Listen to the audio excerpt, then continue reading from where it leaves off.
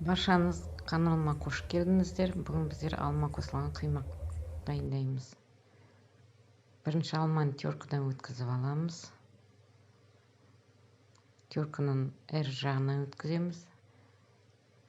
Үш жұмыртқанымызға құмшекерімізді қосып араластырып алып, үстіне теркадан шекерімізді қосып, сосын теркадан өткізген алмамызды қосамыз.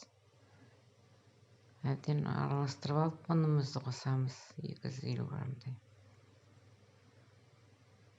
Содан кейін сұйық майымызды құйып, сосын қалған ұнымызды қосамыз. Қопсытқышпен бірге. Каналыма тіркелмегендеріңіз тіркеліп қойыңыздар. Лайк басыңыздар, комментарий қалдырып. Алда әлде талай рецепттермен бөлісетін боламын. Сау болыңыздар.